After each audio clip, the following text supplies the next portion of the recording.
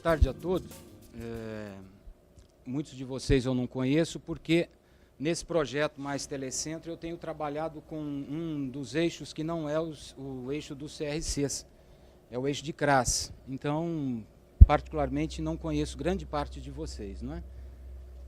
E para mim é uma satisfação estar aqui porque em várias reuniões que realizamos semanalmente lá em Sorocaba, aquilo que vocês discutem aqui, nesses encontros, que discutiram nesses encontros nacionais, são discussões que estão sempre presentes entre nós lá nos nossos debates, não é? Então é com satisfação que eu estou aqui nesse dia de hoje, mais do que para apresentar para vocês um dos eixos pedagógicos, é conhecê-los também e de forma tal que a gente possa construir um ambiente que facilite o nosso diálogo, né?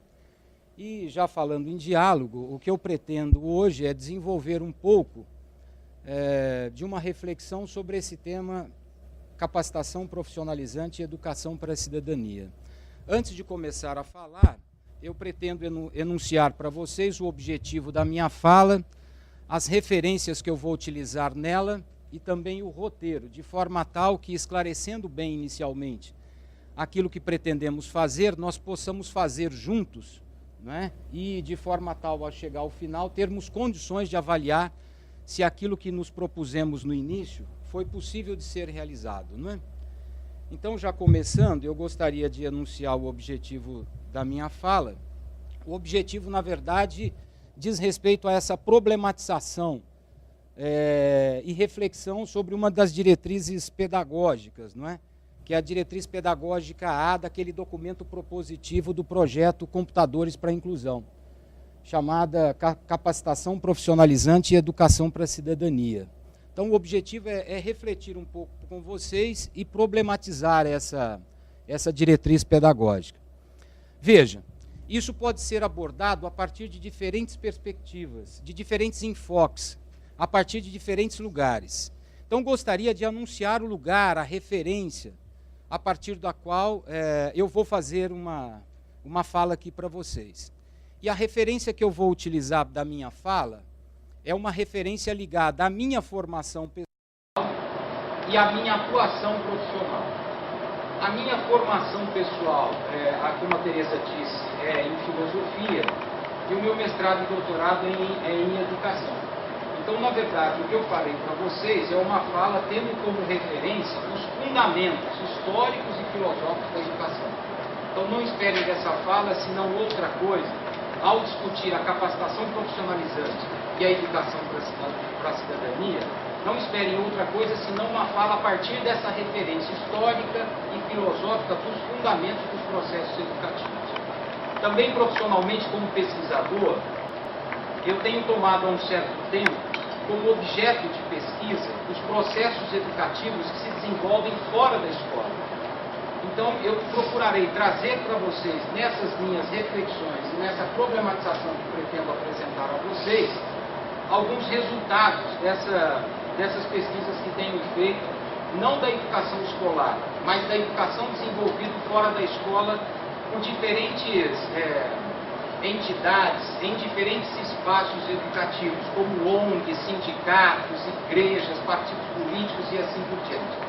Então, são duas, na verdade, as referências da minha fala, né? Essa referência ligada à minha formação em fundamentos históricos e filosóficos da educação e essa minha experiência na pesquisa com processos educativos não escolares. Bem, eu pretendo aqui com vocês, nessa mais ou menos uma hora que nós teremos de fala aqui, seguir um roteiro dividido em 4 momentos distintos. Num primeiro momento, a título de introdução, o que eu pretendo fazer é resgatar um pouco daquilo que vocês fizeram nos encontros nacionais anteriores, nos 3 encontros que tiveram.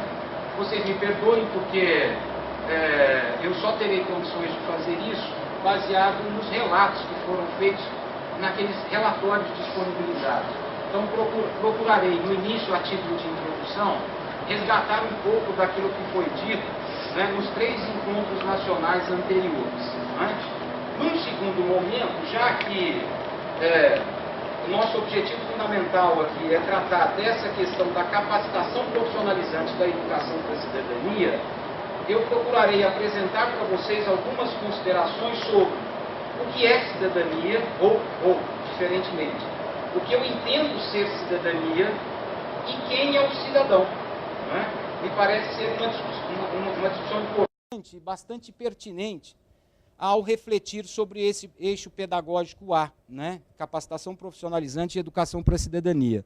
Então, no segundo momento da fala, ficaremos com isso, com essa reflexão sobre o que é cidadania e quem é o cidadão. Num terceiro momento, considerando que ao discutir cidadania e verificar quem é o cidadão precisa ser formado, ele é formado por processos educativos. Só que processos educativos são desenvolvidos a partir de diferentes perspectivas. Historicamente, a gente percebe que há algumas grandes tendências que seguem os processos educativos, sejam aqueles que se desenvolvem dentro da escola, sejam aqueles processos educativos que se desenvolvem fora dela. Mas é possível, olhando para a história da educação, verificar que os processos educativos seguiram grandes tendências, e eu pretendo apresentar essas grandes tendências aqui para vocês. Por quê? Porque penso que cada uma dessas tendências que eu vou apresentar, na verdade, entre outros objetivos, tem um objetivo fundamental, que é formar um tipo especial de cidadão. Por isso, num segundo momento, falarei sobre isso, as grandes tendências pedagógicas que historicamente se desenvolveram, que formam tipos específicos de cidadão. Nesse terceiro momento, depois de falar isso, eu pretendo também apresentar uma ponderação a vocês sobre os projetos educativos que eu tive a possibilidade de conhecer por meio dos relatórios apresentados nos encontros passados. Então, esse será o nosso terceiro momento. As tendências dos processos educativos que formam os cidadãos e também uma ponderação à proposta pedagógica dos CRCs. Não é? E, no final, eu não farei outra coisa. Não é? Se você perguntar algum dia para o filósofo se ele tem resposta, ele vai dizer para você que não tem. Não é? O que mais o filósofo contribui é fazendo perguntas. E é por isso que, ao final, eu vou concluir, não com assertivas, não com afirmações, não com verdades, mas com questionamentos, com dúvidas, com ponderações, de forma tal que eu penso poderemos, a partir dessas perguntas, motivar um debate acerca desse eixo A, não é? Capacitação profissionalizante e educação para a cidadania. É isso que eu pretendo fazer nesses 4 momentos. Então, sem mais delongas, vamos começar com cada um deles, não é? Tudo bem, gente? Foi possível entender o que a gente vai fazer? Uma breve introdução resgatando aquilo que foi dito. Aquilo que foi dito aponta para a formação profissionalizante e educação para a cidadania. Então, falaremos sobre isso. Para formar cidadão, você precisa de um processo educativo, falaremos sobre isso. Vocês educam, não é? Formam profissionais e profissionais voltados também para essa perspectiva cidadã. Então, falaremos um pouco daquilo que vocês fazem, tendo como referência não a minha vivência com vocês, mas os relatórios aos quais eu tive acesso, e ao final apresentarei algumas ponderações de forma tal a possibilitar um diálogo entre nós. Tudo bem? Podemos continuar? Legal, então. Bem, comecemos então com essa introdução ao debate, né? E a título de introdução ao debate, eu gostaria de resgatar alguns momentos, né? Algumas falas e alguns encaminhamentos dos encontros nacionais anteriores. A mim me parece que ficou bastante evidente, desculpe, nos encontros passados, que o projeto Mais Telecentro é um projeto de extensão universitária, né? As universidades desenvolvem, para ser universidade, a universidade precisa desenvolver 3 tarefas fundamentais: ensino, pesquisa e extensão, né? O ensino é socializar o conhecimento produzido para a comunidade interna, é ensinar, não é? Divulgar, socializar o conhecimento. A pesquisa diz respeito a todas aquelas atividades por meio das quais novos conhecimentos são produzidos. E extensão, na verdade, é pegar o conhecimento da universidade e levar para fora dela, né? E há diferentes perspectivas de extensão universitária. Algumas perspectivas mais prepotentes acreditam que a universidade tem o conhecimento e deve levar o conhecimento pronto para a comunidade. Outras perspectivas menos prepotentes, menos autoritárias, acreditam que tanto a universidade quanto a comunidade produzem conhecimento. E é importante que a comunidade e a universidade se encontrem de forma tal a produzir um novo conhecimento, tendo como referência o conhecimento que a universidade produz e também que as comunidades, os grupos sociais, os movimentos sociais, as organizações sociais produzem também. Não é? O projeto Mais Telecentro é um projeto de extensão. Não é? Isso faz com que, entre outras coisas, nós tenhamos um certo apreço, nós tomamos um certo cuidado com o processo de formação. Portanto, a palavra educação, formação, não é? É um projeto caro para nós que estamos envolvidos com esse projeto Mais Telecentro. Gostaria de destacar também que no primeiro encontro nacional dos CRCs, não é? Foi relatado lá o seguinte na página 15. Veja o que foi relatado na página 15, que eu considero muito interessante. Não é? Tá assim na página 15. Entre os encaminhamentos do primeiro encontro. Continuar o trabalho de conhecer e refletir sobre a formação realizada por cada CRC. A mim me parece que é um pouco disso que nós estamos fazendo aqui hoje, e é essa a minha intenção, né? Dar continuidade a isso que vocês já estão fazendo. Veja que interessante, no segundo encontro, um trecho também que eu tirei de lá. Não é? No segundo encontro, vocês tiveram a oportunidade, não sei se todos, mas alguns de vocês, tiveram a oportunidade de desenvolver uma reflexão orientada pela professora Grácia. Não é? E a professora Grácia, pelo menos é isso que eu li no relatório, teve uma feliz posição. Ela falou algumas coisas que para mim são muito caras. Não é? Entre as coisas que ela fez, ao problematizar os processos de formação que vocês desenvolvem, não é? Ela criticou, está lá na página 8 do documento, não é? Ela criticou todo tipo de prática sem reflexão e o uso de termos sem que se saiba o seu sentido. Então, a professora Grácia trouxe essa como é que fala isso? Essa preocupação, não é? É importante que todo tipo de prática, sobretudo as práticas educativas, sejam permeadas pela reflexão. E é importante que a prática educativa desenvolvida seja desenvolvida e você possa expressá-la por meio de conceitos esses que você saiba o significado, não é? E não expressar usando termos recorrentes que têm sido muito utilizados, mas muitas vezes a gente não sabe direito o significado. Então, a professora Grácia, a mim me parece, entre outras coisas que ela trouxe para vocês, trouxe essa feliz frase, não é? Que eu gostaria de destacar aqui. E no terceiro encontro nacional foram aprofundadas algumas reflexões acerca do processo de formação, não é? Sobretudo considerando que o processo educativo desenvolvido pelos CRCs é um processo educativo que se desenvolve fora da escola. E normalmente a gente dá nome a esses processos educativos que são educativos, mas não acontecem em ambiente escolar, em ambiente formal, em ambiente sistematizado, não é? A gente chama, a literatura da área da educação costuma chamar, muito embora eu pessoalmente não goste desse termo, e depois posso explicar por quê, não é? A literatura da área da educação costuma chamar isso que vocês fazem no CRC, esse processo educativo que vocês desenvolvem lá, isso que vocês fazem, que é processo de ensino e aprendizagem não escolar, costuma de chamar de educação não formal. Só para adiantar minha crítica, eu diria o seguinte: eu não gosto de chamar de não formal, porque tem forma, tem método, tem conteúdo, né? Eu prefiro chamar de não escolar, porque não passa por aquele ambiente sistematizado, né, certificado pelo governo. Mas, muito embora caiba essa crítica ao termo não formal, foi possível verificar no relatório, que me parece que foi a Tereza que chamou ao encontro a presença, não é, através dos textos, da professora Maria da Glória Gon, não é, que tem todo um repertório teórico, não é científico, para lidar com processos educativos não formais. Então, essas coisas todas que eu estou dizendo porque são coisas que eu vou utilizar na minha fala, não é? Então, são essas. O Projeto Mais Telecentro cuida da formação. No primeiro encontro, vocês disseram que querem continuar refletindo sobre a formação. No segundo encontro, se criticou, né, a prática sem reflexão e o uso de termos sem saber o significado.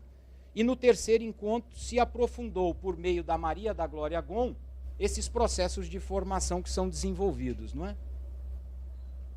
Bem, isso tudo aí, a mim me parece, saúde, Deus crie com juízo. Bom, a mim me parece que tudo isso aponta para a necessidade de aprofundarmos a reflexão sobre os processos formativos desenvolvidos pelo CRC, não é? Portanto, não é? Se eu pudesse deixar alguma assertiva para vocês, porque no final só vou deixar pergunta, viu, gente?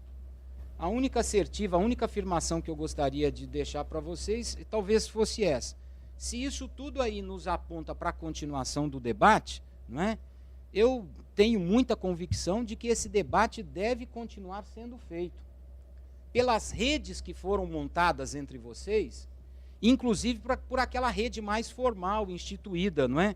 Que é a rede CRC Brasil. Então, todos os canais que vocês construíram ao longo desse processo de encontro entre os CRCs deve continuar sendo realizado, e não somente realizado, mas ser utilizado esses canais para que as reflexões sobre o processo educativo continuem sendo feitas. Não é? Então, essa talvez seja a única certeza que eu poderia apresentar para vocês. E se vocês forem continuar fazendo essa reflexão sobre os processos educativos que vocês desenvolvem, vocês têm, não é? Vocês têm algumas referências para esse debate. Vocês não vão refletir sobre o processo educativo por refletir sobre o processo educativo. Vocês têm algumas referências importantes, até documentais. O projeto Computadores para a Inclusão, sobretudo na página 18, que apresenta lá os eixos pedagógicos.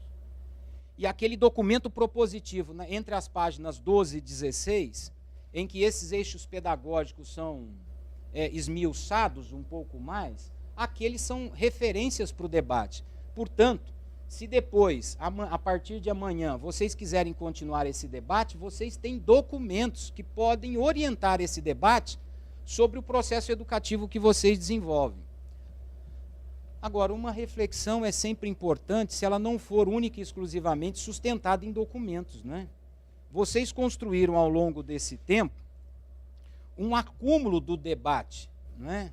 Nesses encontros que vocês produziram, nesses encontros nacionais, vocês têm um certo acúmulo dessa discussão. Penso que isso também é uma referência importante para o debate que eventualmente vocês possam continuar fazendo. E, além disso, objeto da reflexão são as ricas experiências que vocês desenvolvem, cada um no seu CRC. Essas experiências que vocês desenvolvem, com os limites, mas também com as possibilidades, com as belezas, mas também com as feiuras, com as dificuldades, mas também com as possibilidades, devem ser todos objetos, não é, a serem refletidos coletivamente por essas redes que vocês construíram, tendo como referência esses documentos e tendo como referência também esse avanço que vocês já produziram no diálogo que tiveram entre vocês. Bom, e para que continuar refletindo sobre isso, sobre os processos educacionais que vocês desenvolveram? Ora, para realizar aquilo que a professora Grácia já destacou, não é? É importante desenvolvermos práticas educativas, é importante nos envolvermos com processos que atendem jovens de 15 a 29 anos, sobretudo jovens que são os atendidos por programas sociais, é não só muito bem-vindo, como indispensável. Agora, para desenvolver processos educativos com esse público, é preciso ter clareza daquilo que está se desenvolvendo e ter uma coerência interna, não é? Vou falar disso já já. Por isso, não é? Se tudo nos aponta para esse aprofundamento do debate, que o debate seja feito a partir de algumas referências e também em busca de uma certa clareza e uma certa coerência, não é? Bem, É por isso, então, que eu pretendo, no diálogo com vocês, partilhar um pouco das minhas reflexões, né, sobre um dos eixos pedagógicos e também para colaborar com vocês naquilo que me é possível sobre esse processo de autorreflexão de vocês, de forma tal a repensar a ação educativa que vocês têm desenvolvido aí, cada um no seu local, dentro do seu espaço de CRC, não é? Tudo bem até aí então, gente? Beleza? Bom, essa é uma introdução ao debate. Eu gostaria de pegar o segundo momento da fala, em que eu vou apresentar para vocês aquelas duas questões, né? O que é cidadania e quem é o cidadão. Eu gostaria de iniciar dizendo o seguinte, né? Como todo filósofo faz, né? Quando a gente discute um conceito, a gente vai procurar na própria palavra, na origem da palavra, o que ela significa. E cidadania, ela tem uma referência. Quando a gente busca a palavra na sua origem, a gente diz, nós estamos fazendo etimologia, não é? E a etimologia, a raiz da palavra cidadania, a palavra cidadania, ela tem uma origem do latim, civitas, não é? Civitas, que os gregos traduziam pelo termo polis. Então, a etimologia da palavra cidadania poderia ser localizada aí, tanto no grego quanto no latim, civitas e polis, né? Polis, cidadania, portanto, se refere à cidade, mas não a cidade como lugar geográfico, mas a cidade como um conjunto formado por grupos, indivíduos, que mantêm entre si um determinado tipo de relação, né? Cidadania diz respeito, sobretudo, a essas relações vividas pelos indivíduos e grupos sociais dentro de um espaço. Esse espaço a gente chama de cidade, não é? Então, uma das principais referências que a nossa cultura, o nosso modo de viver ocidental tem, quando a gente diz cidade, não é? Uma das principais referências que a gente tem são as cidades gregas antigas, de 2.500 anos atrás, não é? E por que essas cidades gregas antigas nos são referências? Porque aquilo que aconteceu lá tem inspirado, nos tem inspirado até hoje em dia. Há coisas que aconteceram dentro das cidades gregas que são muito importantes para nós hoje em dia. Veja bem, a questão da democracia que hoje em dia é tão debatida, não é? E tão muitas vezes mal compreendida. Uma das formas de compreender o que é democracia é voltar na democracia das cidades gregas. A democracia surge como uma experiência inovadora de gerenciar a cidade nas cidades gregas antigas.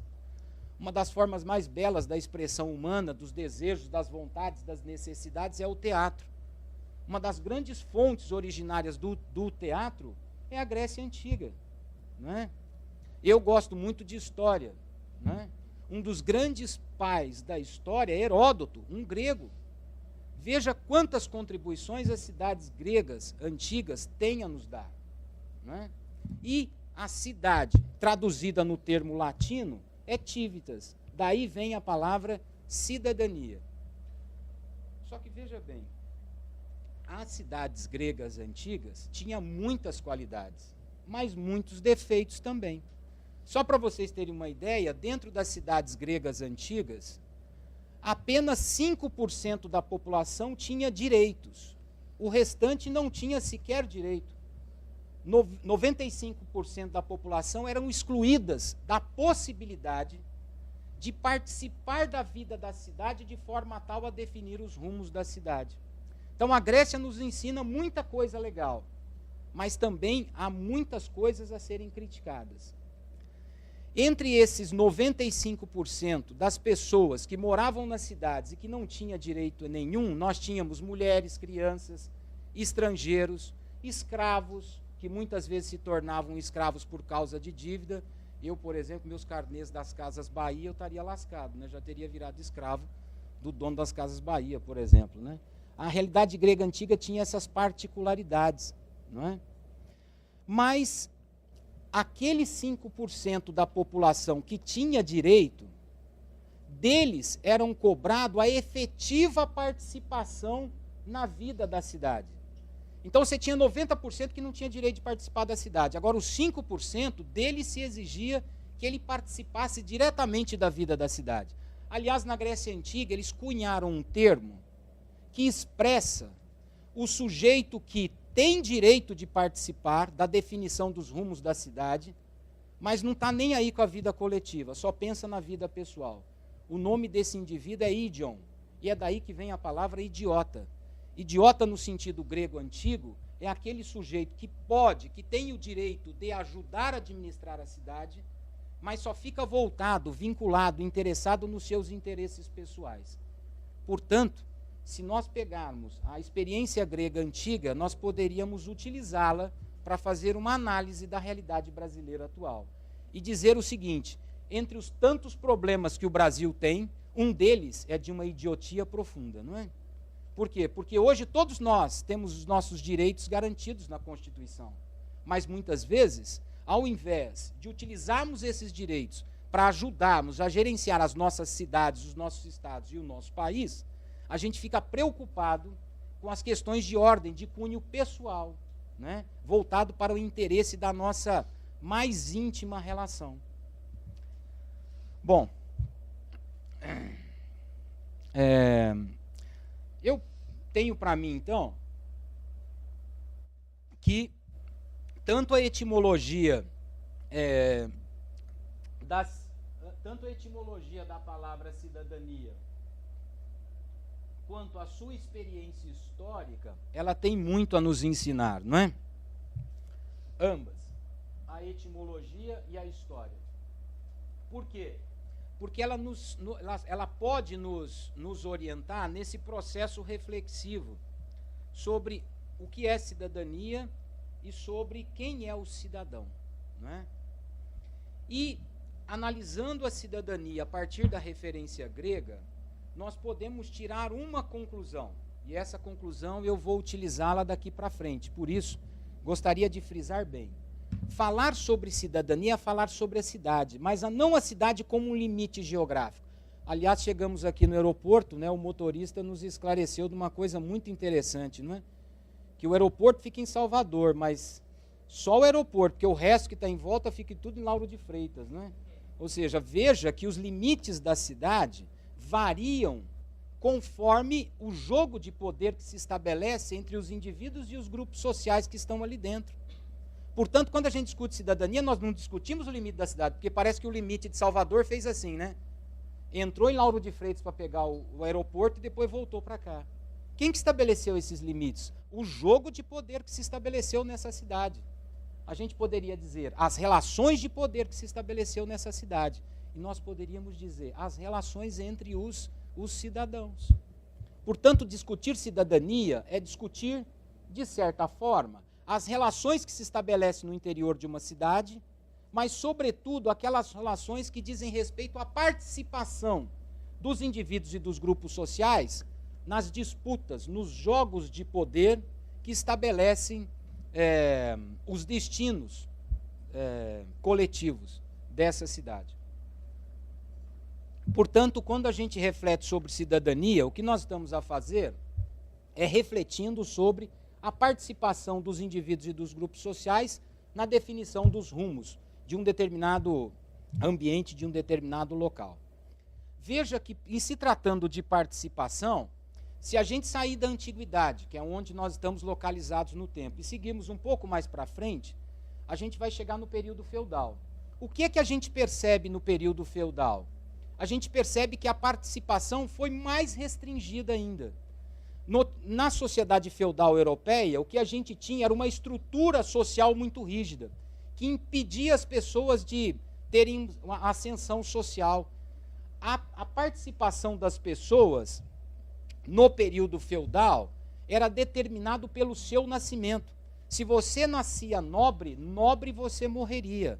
Se você nascesse no terceiro estado, no conjunto daquelas pessoas que formavam o povo pobre e explorado, não é? E servo da nobreza, você morreria.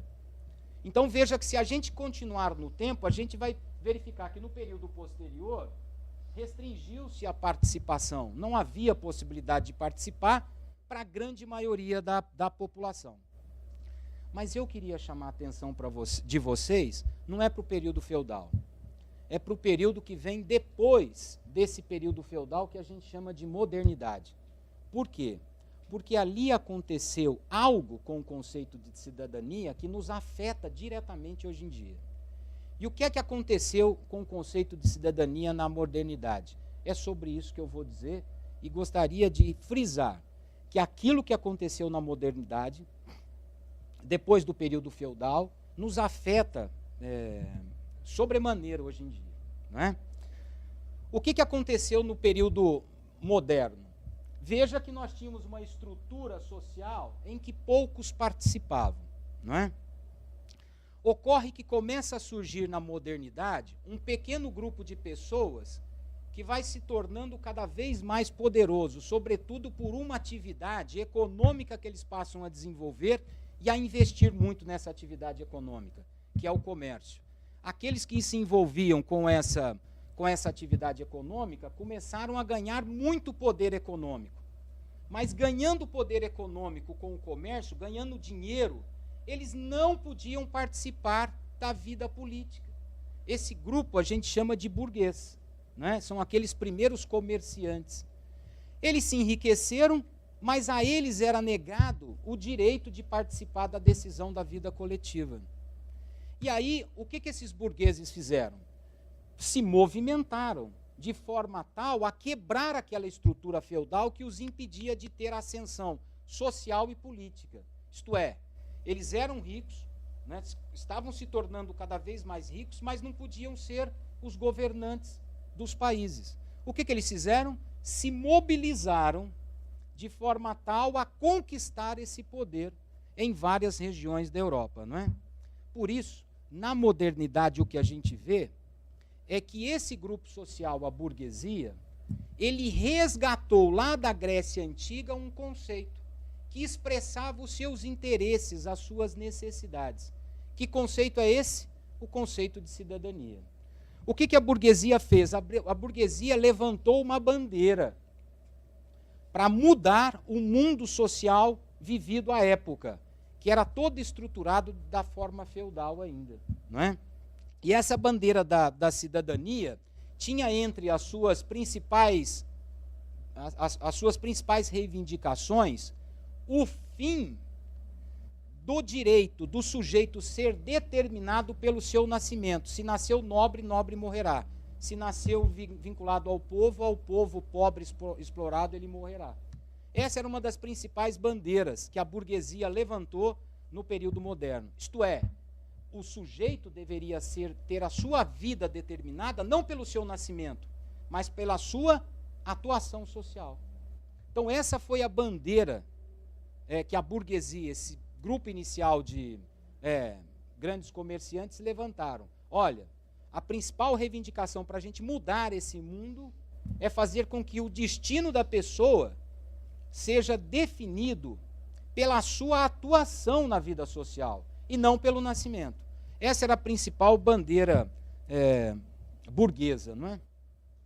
E a cidadania começou a ganhar, na modernidade, traduzida nos termos da burguesia, um perfil bem específico, não é? Tornando-se cada vez mais um conceito que expressava a visão de mundo burguesa.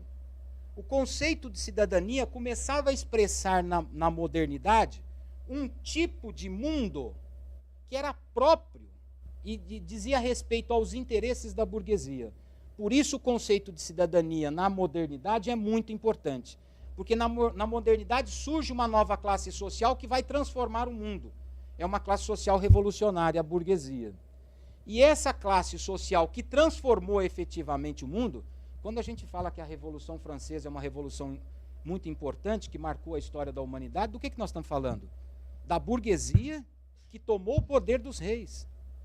Então, a burguesia, naquele momento, ela tinha uma bandeira, e na bandeira dela estava escrito cidadania. E sabe o que significava cidadania naquela bandeira? Significava uma visão de mundo daquele grupo social que dizia respeito aos seus interesses.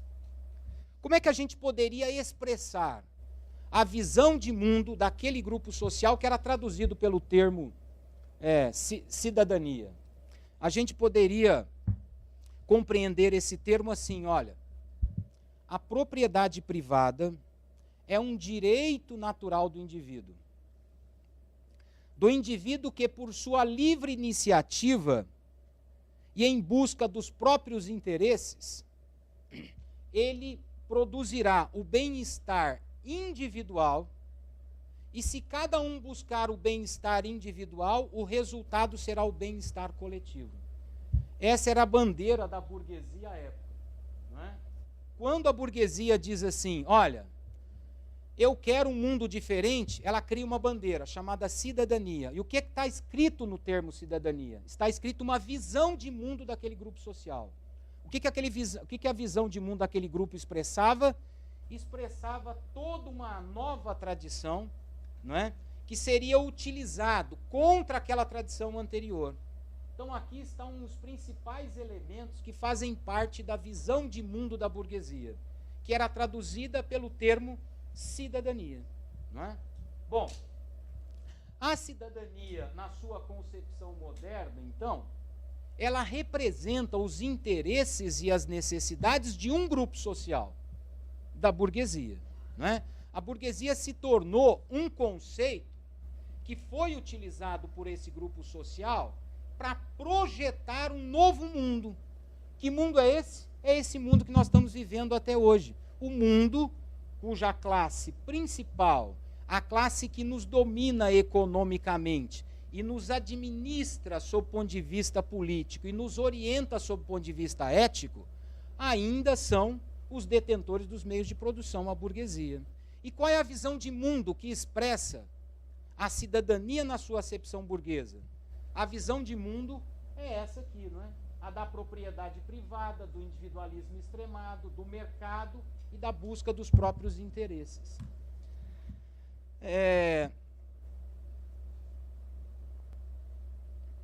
Bom, se essa é a transformação da cidadania, sob o ponto de vista histórico, não é? Como é que a cidadania nos chega hoje em dia? A cidadania nos chega hoje em dia como sendo um conceito, e aí eu gostaria de, não sei se eu vou conseguir me expressar, mas se eu não conseguir me expressar, vocês me falem, tá certo?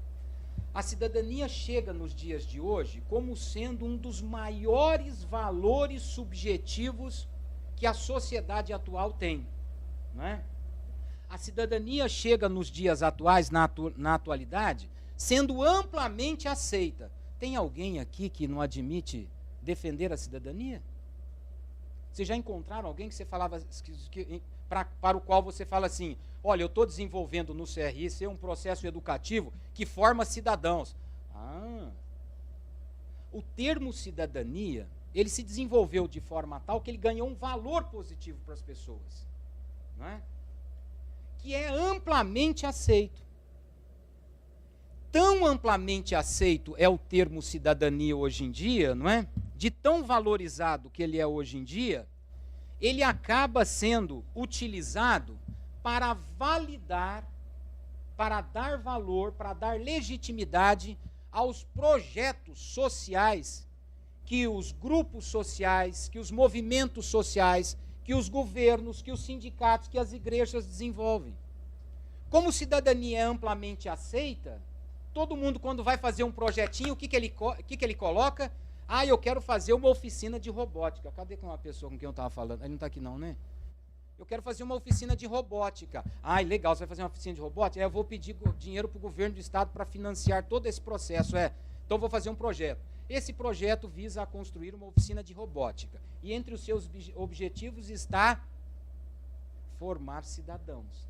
Quando você fala isso, você já abre os corações e as mentes das pessoas, porque esse conceito ganhou um valor subjetivo de forma tal que é muito bem aceito para validar as ações, sobretudo as ações coletivas dos grupos, dos movimentos, das organizações sociais. E vou dizer uma coisa, valida não só as ações individuais, as ações coletivas, mas também o termo cidadania, ele designa, ele indica, ele caracteriza diferentes tipos de ações individuais que nós realizamos, não é?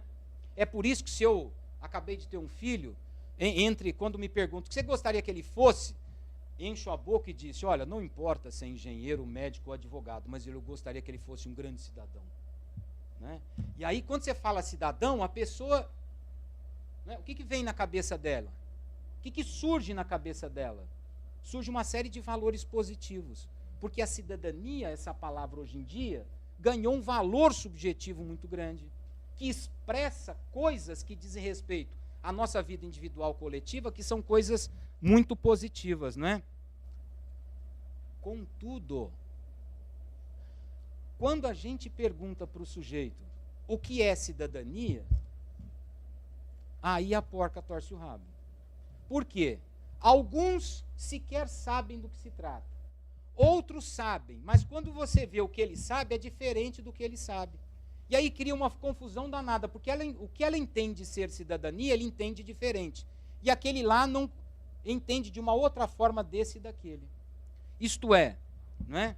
O termo cidadania, que é muito utilizado hoje em dia, que é aceito amplamente, ele tem significados diferentes. Quem escreve o termo, vou formar para a cidadania, quem lê, entende de um jeito diferente de quem escreveu. Por quê? Porque há diferentes conceitos de cidadania. Daí a importância que a gente tem de pensar bem quando utiliza a palavra cidadania. Quando você coloca no seu projeto pedagógico assim, vou formar para a cidadania, o que você está querendo dizer? Olha, entre os mais utilizados conceitos de cidadania que existem, há vários conceitos de cidadania. Se a gente ficasse aqui perguntando, se nós fizéssemos uma pesquisa, o pessoal do Mais Telecentro aí, o que você entende por cidadania, eu vou dizer uma coisa para você. Né? De 10 respostas, de 10 entrevistados, nós teríamos talvez 12, 15 respostas diferentes. Né? Por quê? Porque sobre esse conceito de cidadania, não há um consenso sobre ele, muito embora ele tenha um valor subjetivo. Ele é aceito para validar as ações. Como é impossível descrever todos eles, eu gostaria de apontar 4 para vocês, que são, ao meu juízo, os mais utilizados hoje em dia. Então, quando a gente fala assim, o meu projeto pedagógico forma para a cidadania, o que eu estou querendo dizer com cidadania? Várias coisas. Eu gostaria de citar para vocês os 4 que são mais utilizados. Um primeiro que entende a cidadania como saber, um segundo que entende a cidadania como inclusão, um terceiro que entende cidadania como ação voluntária e um quarto que entende cidadania como ação transformadora. Não é? Bom, veja, quando a gente pergunta para as pessoas o que é cidadania, cada um tem uma resposta. Entre os mais utilizados, sobretudo quando a gente passa a avaliar os projetos educativos desenvolvidos fora da escola, por organizações não governamentais, por sindicatos, igrejas, movimentos sociais, o que a gente percebe é que há vários conceitos, desde os mais ingênuos até os mais críticos. Nessa régua infinita de conceitos de cidadania, há 4 grandes conceitos de cidadania que são mais recorrentes quando você avalia os processos educativos desenvolvidos fora da escola. Eu gostaria de iniciar com vocês apresentando o mais ingênuo deles, não é? Ao meu juízo, tá? Entre os conceitos de cidadania mais utilizados, está um que para mim é o mais ingênuo. É aquele que entende cidadania como saber. E quem é o cidadão? Um conhecedor. Conhecedor do quê? Dos seus direitos e deveres. Vocês sabem que uma vez eu estava dando uma palestra de cidadania e nessa palestra, né, eu falei desse conceito aqui, que para mim é o mais ingênuo.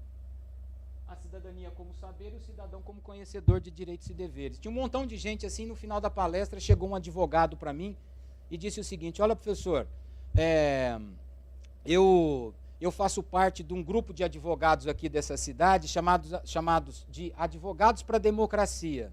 Sabe o que a gente faz? Nós vamos nas escolas, nas igrejas, nas organizações sociais, apresentar para as crianças o que são os seus direitos e deveres. Eu falei, é verdade? Como é que vocês vão? Não, nós vamos lá. A gente sai do trabalho, vai lá e mostra para elas onde estão os seus direitos e deveres, a Constituição e o ECA. Gente, vocês já imaginaram um conjunto de advogados engravatados, chegando na escola e dizendo o seguinte, escute, olha, aqui estão os seus direitos e os seus deveres. Para ele, aquele era um processo de formação de cidadãos. Sabe por quê? Porque ele entende a cidadania como saber. Ele entende a cidadania como aquilo que acontece quando você conhece os seus direitos e deveres. Quem seria o cidadão, portanto? O cidadão seria aquele que conhece as suas responsabilidades sociais expressas em direitos e deveres, não é? Isso, para mim, é um conceito ingênuo, não é? Por quê? Porque é um conceito passivo e acrítico. Porque essas crianças que recebiam esses advogados lá, vocês já imaginaram a carinha delas? Bom, se os direitos e deveres estão aí, né, vai saber quem fez. Bom, eu tenho que aceitar, não é não? E acrítico neste sentido. Quem fez esses direitos e deveres? O cara que fez esses direitos e deveres não pode ter errado? Não, mas eles chegavam lá com o Estatuto da Criança e do Adolescente, com a Constituição Federal, etc, etc, etc, e diziam, olha, está aqui os seus direitos e deveres. O que cabe a você, criança? Cabe a você cumpri-los. E não saber quem fez, por que fez, qual o interesse de quem fez. Não é? E aceitá-los. E não questioná-los. Não é? É por isso que esse, para mim, é um dos conceitos mais ingênuos. Gostaria de fazer um destaque para vocês. Para mim, agora saindo daqui da aula, né? Para mim, nem todo mundo que conhece direitos e deveres é cidadão, vírgula, mas todo cidadão tem que conhecer direitos e deveres. O fato de conhecer de direitos e deveres não define um sujeito absolutamente como sendo um cidadão, mas todo cidadão deve conhecer os seus direitos e deveres. Não é? Bom, depois, então esse é um conceito muito difundido. Como é que a gente percebe isso? Eu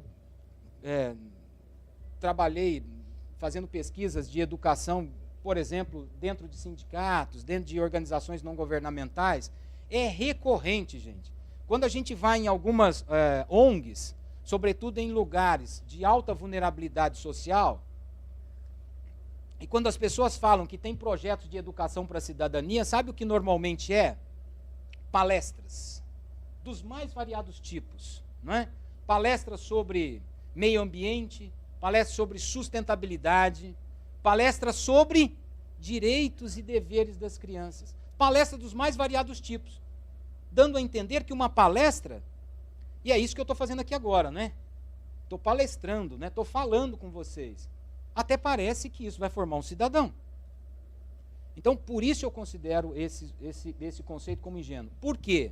Porque já na etimologia da palavra e já na história do conceito, cidadania não tem a ver, cidadania não se reduz a conhecimento, mas se refere à participação.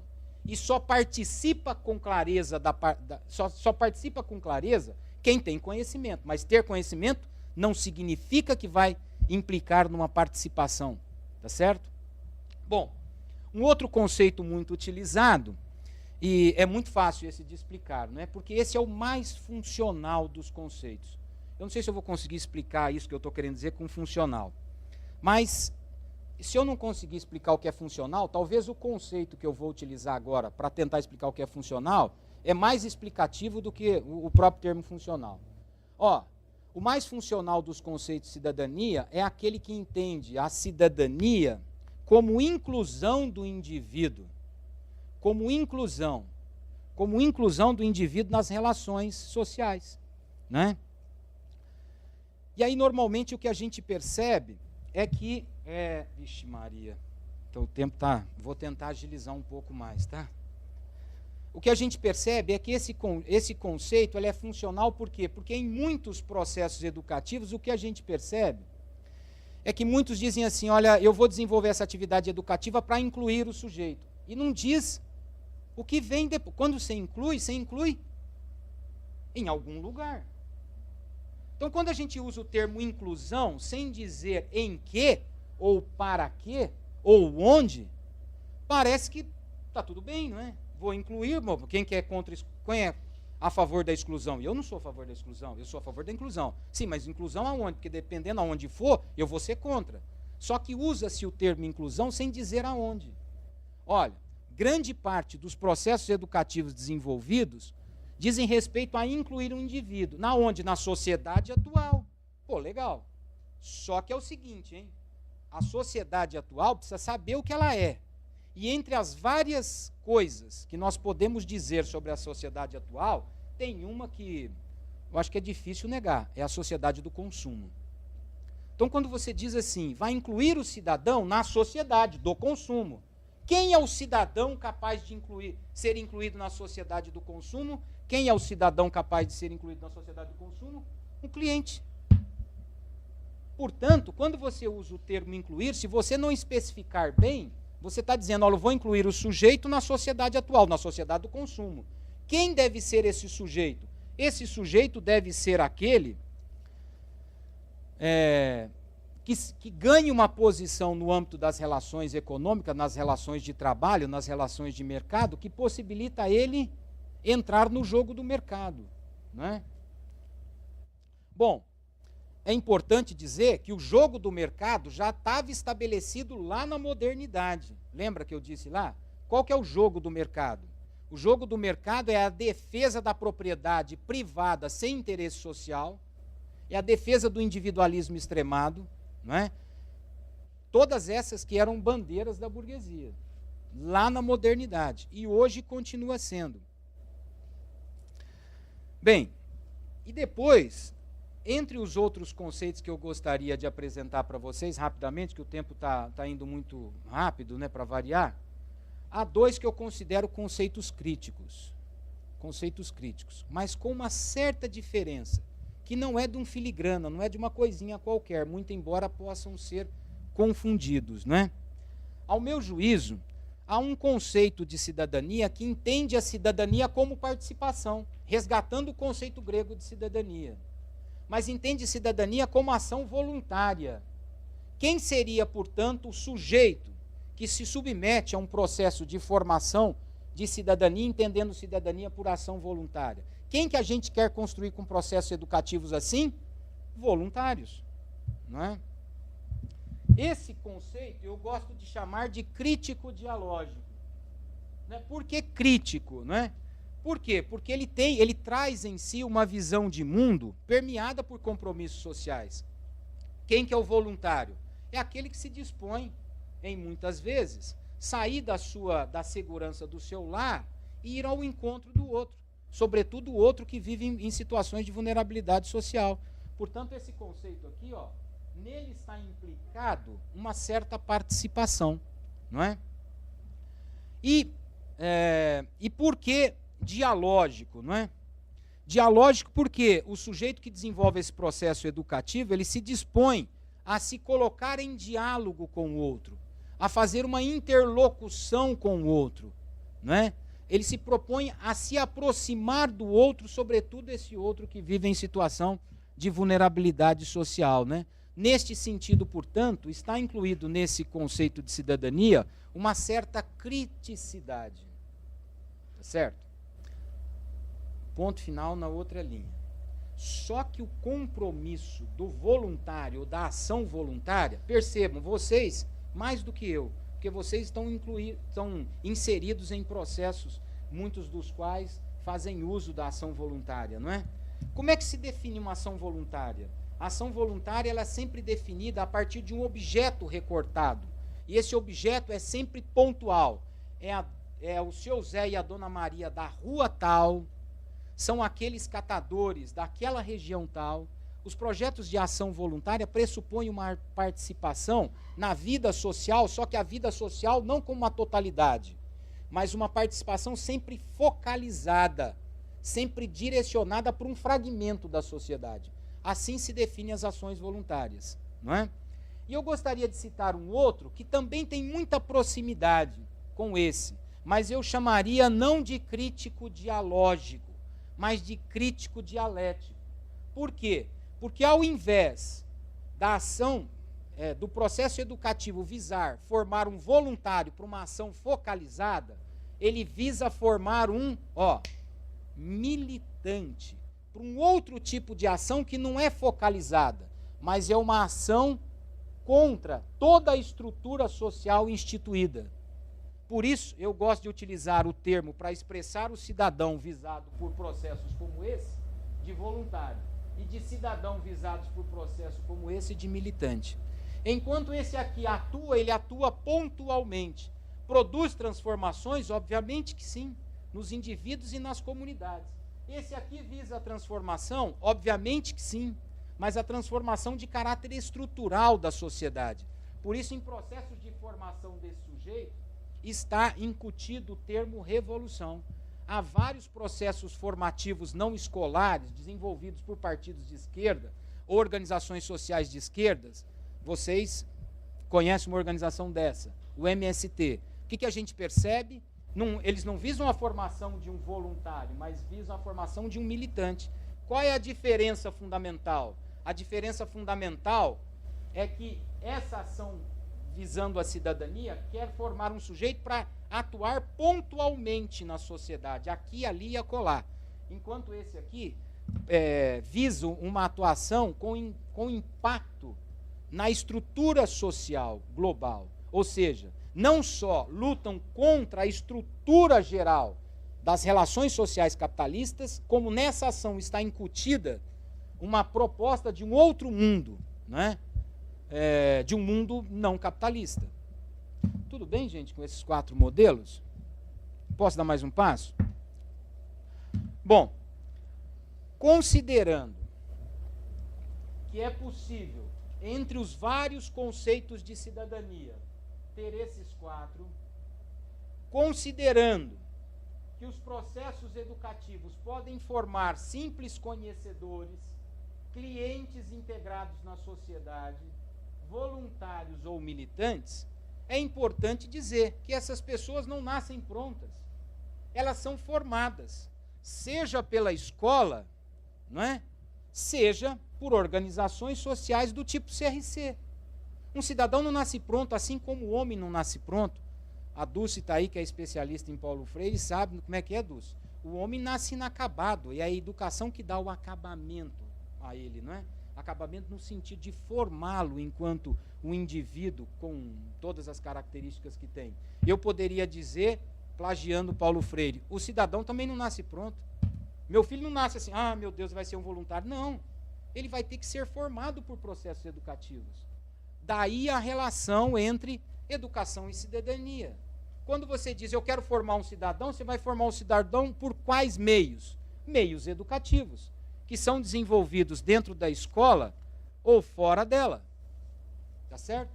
Por isso, não dá para discutir cidadania sem discutir educação, porque a educação, isto é, os processos de ensino e aprendizagem, que formam cidadãos de diferentes tipos. Seja o cidadão simples conhecedor, seja o cidadão funcional ao modo de vida, o cliente, seja o cidadão voluntário, seja o cidadão militante. Ficou claro isso, gente? Que há vários conceitos de cidadania. Que cidadão que vocês estão formando, hein? Já pensaram sobre isso? Qual é o conceito de cidadania que vocês têm? Seja lá qual for a resposta, esse cidadão que vocês têm em mente, para ele ser formado, ele depende de um processo educativo. Tá certo? Depende de um processo educativo. Há vários modelos educativos voltados a formar cidadãos. Há várias tendências educativas que orientam o processo de formação dos cidadãos, não é? E cada uma dessas tendências, gente, elas são baseadas em alguma coisa, tem fundamentos. Elas querem alguma coisa, têm perspectivas. Elas atuam de um jeito, elas têm métodos. Elas ensinam alguma coisa, elas têm conteúdos. E elas enfrentam dificuldades, problemas, elas têm contradições. Toda tendência educativa que visa formar um tipo específico de cidadão tem fundamentos, perspectivas, métodos, conteúdos e enfrenta contradições. Eu gostaria de citar para vocês quatro dessas grandes tendências. Né? Que são as seguintes, para tentar agilizar, me perdoem aí, não é? A tendência que eu vou chamar de tradicional, a tendência que eu vou chamar de cientificista, tecnicista, a tendência que eu vou chamar de humanista existencial e a tendência que eu vou chamar de histórico dialético. Portanto, se você observar ao longo da história da educação que rumo os processos escolares seguiram e que rumo os processos educativos realizados fora da escola seguiram, há algo que os unifica. Sabe o que os unifica? As tendências que eles seguiram. Tanto a escola quanto os processos de educação ditos não formais, eu prefiro dizer não escolares, eles seguiram para um rumo. Eu identifico, e a literatura da área identifica, basicamente 4 grandes rumos. Vou apresentar os 2 primeiros. A tendência... Gostou, Tereza? Olha aqui, Tereza, vou fazer só para você, ó. A Tereza, ela é invocada comigo, porque eu não sei lidar com esses recursos tecnológicos. Então, quando eu faço um negócio desse, para mim é uma vitória, não é? É uma vitória.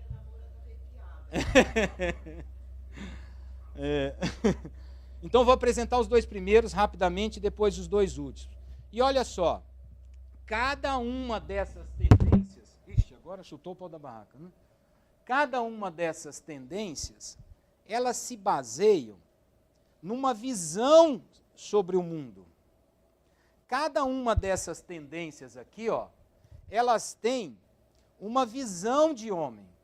Cada uma dessas tendências tem uma visão sobre o processo de conhecimento. Cada uma dessas tendências aí tem uma visão sobre a ação educativa e em cada uma dessas tendências você tem características da educação. Portanto, quando você fala que vai formar o cidadão, não é? Você vai formar o cidadão seguindo alguns modelos. E esses modelos, saiba você ou não, eles se baseiam em uma visão de mundo, uma visão de homem, uma visão de conhecimento, uma visão de ação educativa e ganha características próprias. Tá certo? Opa. E ganha características próprias. Daqui a pouco eu vou fazer assim. Né? E deixa eu sentar, vai, porque eu fico perto dele. Ó, qual é a visão de homem daquela tendência que eu estou chamando... Desculpe, qual é a visão de mundo daquela tendência que eu estou chamando de tradicional? Entende o mundo como uma realidade harmônica. Se tem algum problema no mundo é porque precisa ser resolvido, porque a harmonia foi desconstruída.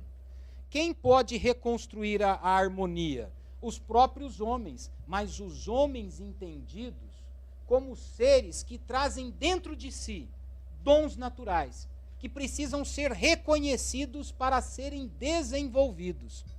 Quem que desenvolve os dons naturais das pessoas? Os processos educativos, né? Qual que é o conhecimento? O conhecimento já está pronto, acabado, só precisa ser sistematizado e transmitido, não é? Qual é a perspectiva da ação educativa? A educação só serve para essa tendência, para promover a harmonia do indivíduo com a realidade, não é?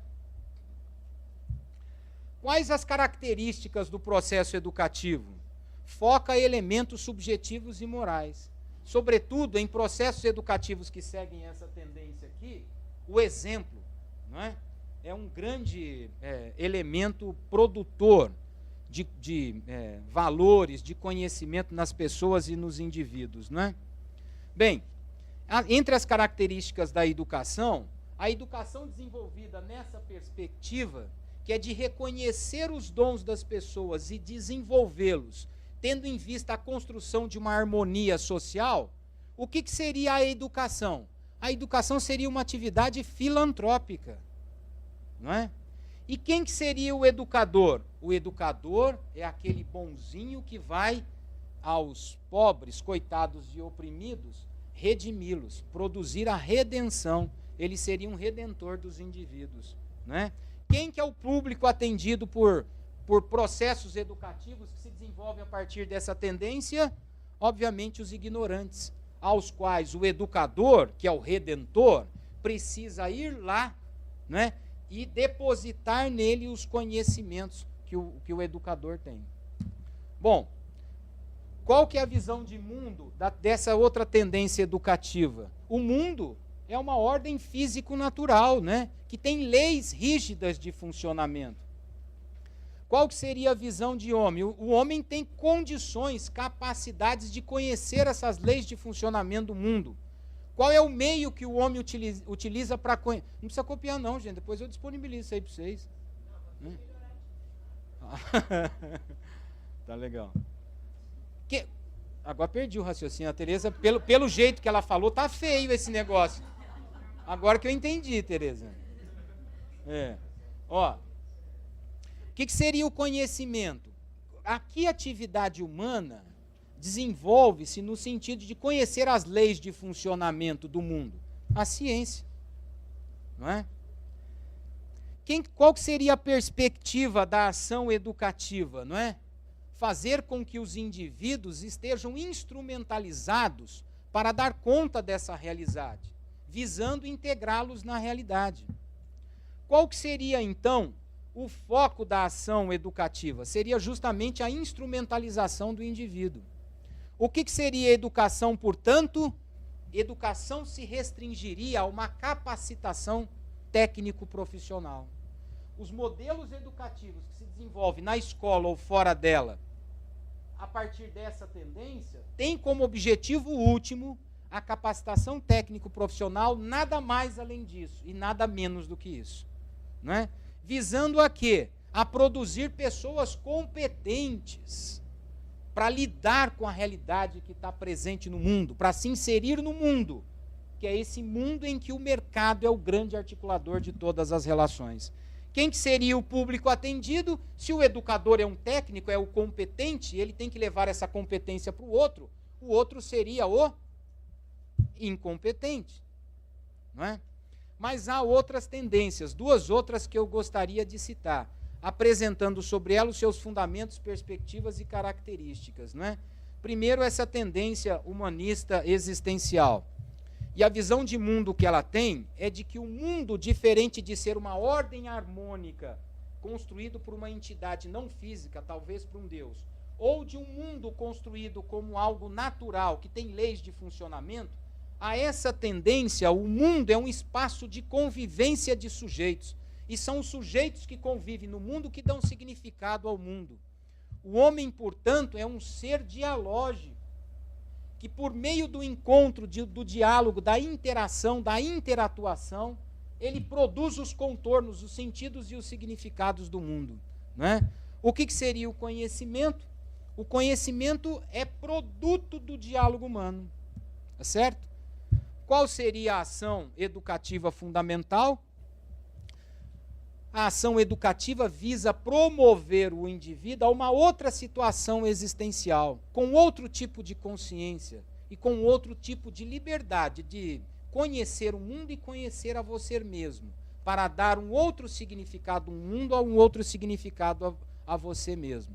A característica fundamental de processos educativos que assim se desenvolvem é de que eles visam a alterar a situação existencial, não é?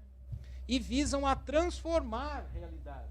Olha, isso aqui é transformador, mas olha, tem uma diferença, porque a transformação disso aqui é dos indivíduos e das realidades locais, das realidades pontuais, e vocês vão ver que esse aqui, o do militante, é um processo educativo que visa impactar historicamente as estruturas sociais do modo de vida vigente. Quem que seria o educador? O intérprete interlocutor. Somente assim ele estaria habilitado para produzir o diálogo, né? Quem que seria o público atendido? Sobretudo aqueles que vivem em situação de vulnerabilidade social. Por sua vez, essa tendência histórico-dialética entende o mundo como uma totalidade em constante transformação, não é? E o homem é um ser de praxis, um ser com capacidade de agir e refletir sobre o mundo, de forma tal a transformar o mundo e a si mesmo. Obviamente, o conhecimento resulta da relação entre o sujeito e o mundo e visa transformá-lo. Essa transformação dos sujeitos e da realidade não é uma transformação do indivíduo e de realidades locais, pontuais, mas é uma transformação da totalidade da realidade. Não é? Veja a diferença do processo educativo desenvolvido por organizações como o MST e processos educativos desenvolvidos por ONGs que têm uma atuação muito focalizada. Não é? A diferença reside, sobretudo, na perspectiva, no objetivo do processo educativo. Enquanto uma visa alterar uma realidade pontual, o MST visa alterar as relações globais, com um profundo impacto. Ambos são transformadores, mas as perspectivas são diferentes. É por isso que enquanto essa aqui visa a transformação da realidade local, essa aqui visa a transformação das estruturas sociais, e nesses processos educativos estão incluídos a perspectiva da construção de um outro mundo. Daí dizermos que o educador é um militante e o público atendido por processos educativos são as classes exploradas, não é? Desculpe acelerar, gente. Bem, em relação à proposta pedagógica dos CRCs, não é? A ponderação que eu gostaria de fazer, a partir dessa definição do público atendido por vocês aí, e considerando que aquilo que me foi relatado pelos documentos, o objetivo, pelo menos até então, é de formação profissional e de formação para a cidadania, isto é, uma formação integral, até onde eu estou sabendo é isso, não é? Os documentos falam disso, de uma formação integral.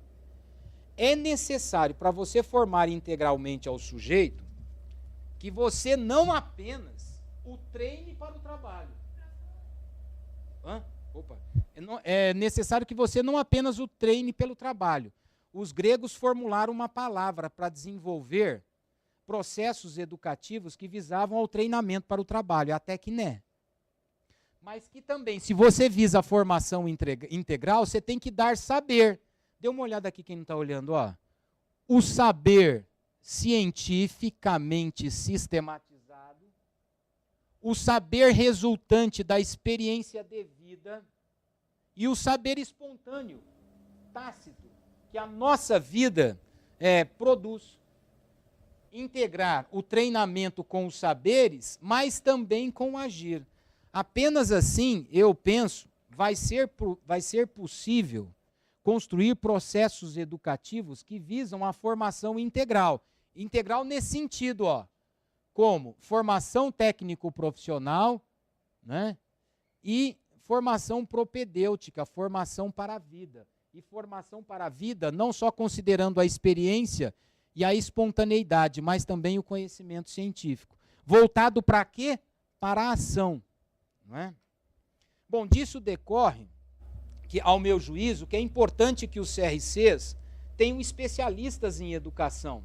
Né? Se não tenham, busquem isso de uma forma voluntária de alguém, de forma tal a que se possa ter essa contribuição do pedagogo nas ações desenvolvidas. Ao meu juízo, penso que rediscutir e repensar constantemente em equipe os processos educativos é muito importante para se tentar executar essa formação integral aqui, não é? E recorrentemente escrever e reescrever o projeto político-pedagógico. E aí, como eu disse a vocês, o que eu gostaria de deixar ao final, ao invés de conclusões, né, são perguntas. Eu formulei algumas aqui, que penso seriam perguntas que poderiam orientá-los e orientá-las nesse processo de reflexão sobre as experiências educativas que vocês desenvolvem, de revisão, de diálogo, não é? Isso feito em equipe. Aquilo que você faz, que está presente lá no seu CRC, entre aquilo que você faz, o que está entendido por cidadania ali? Qual o conceito de cidadania que está ali presente? Não é? Qual o conceito de cidadania que está orientando a sua prática? Qual é o cidadão que você está querendo formar? Quais são os fundamentos e as perspectivas dos processos educativos? Qual é a dinâmica didática entre saber, fazer e agir? E o que o projeto global dos cursos em geral e as ementas em particular nos informam sobre as questões anteriores? Sim, sim, vou disponibilizar. A Tereza não está querendo que eu disponibilize, que ela está chamando isso aqui de feio. Depois eu vou brigar com ela. É. Aham.